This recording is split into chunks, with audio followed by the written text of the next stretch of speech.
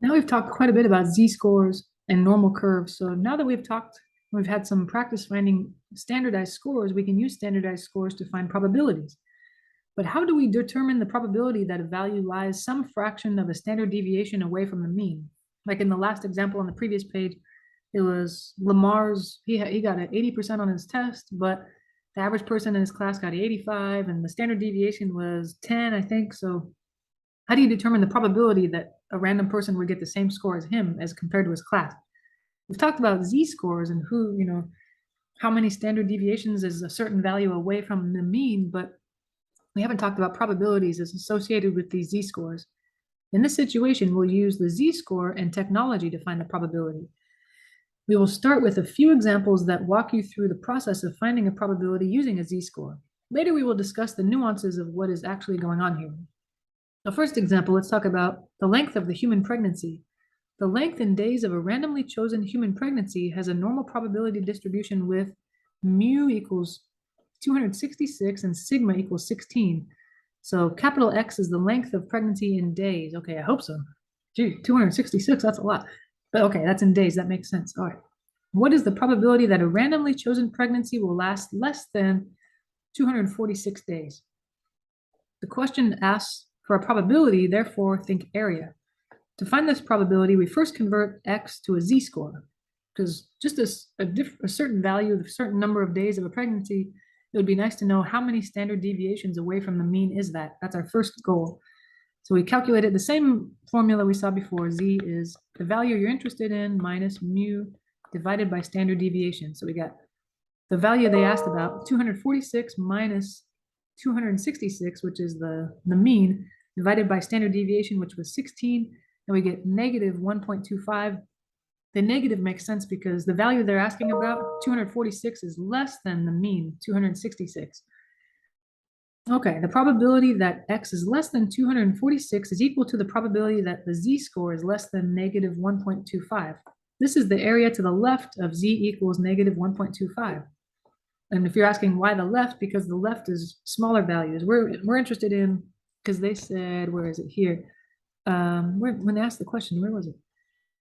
Oh my gosh, what can I find? Oh, here, geez. How will it last less than 246 days? So they're interested in values that are less than, and on the x-axis, we're looking to the left for values that are small. Okay, enter that z-score you found, negative 1.25, into the normal distribution calculator below and click enter. The applet will move the flag to negative 1.25 and show the corresponding area. Okay, let's go ahead and do that. I got to remember, negative 1.25. I'm going to enter that in, and you should try it too. It's kind of interesting. They already have the negative 1. I'm just going to throw a 0.25 in there. Okay, and they said that's my z-score.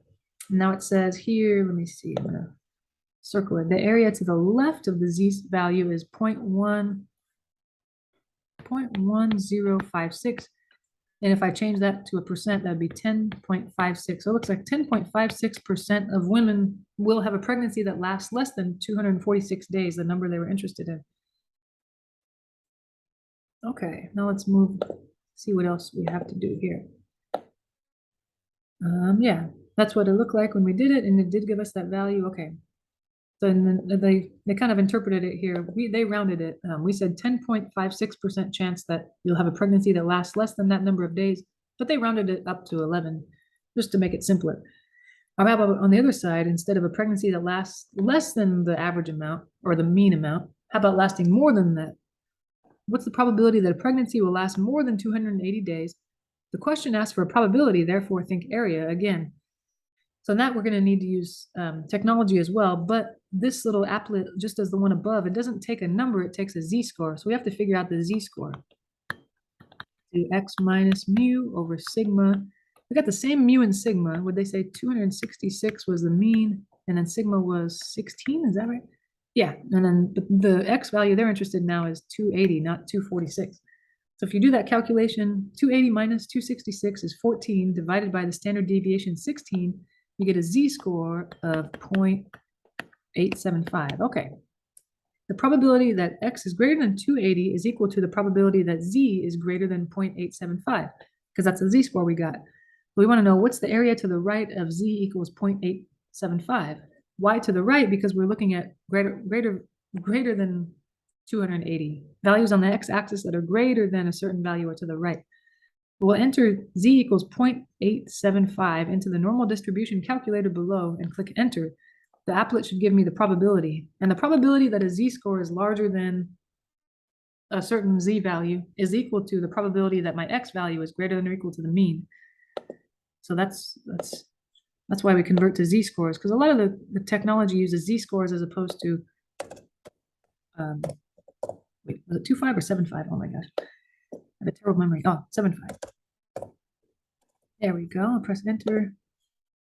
Looks like the probability depends what you're looking for. In this case, we said above we wanted the area to the right. Yeah, last time we wanted the area to the left because they were interested in when are the x values less than something. Now we're interested in when are the x values greater than something. So here they listed the area to the left. We don't want that. We want it to the right. So this is the one we're looking at. The probability is about 0.1908. And if I move the decimal to the right twice, that would give me 19.808% chance. So a woman has a 19.808% chance that her pregnancy will last more than 280 days. That's a bummer. Okay. Yeah, because that's no fun. Yeah, that's what they said. Okay. Now let's look at another example. Yet another example. I know.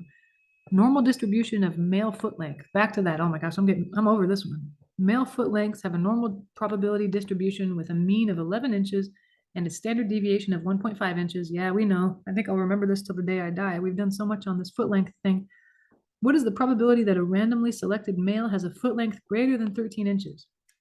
Okay, so it's the same kind of situation. I'm going to calculate the z-score and then use an applet to figure out when would z be greater than or less than that z value in the applet. Okay, but because I said greater than, I'll be looking at to the right.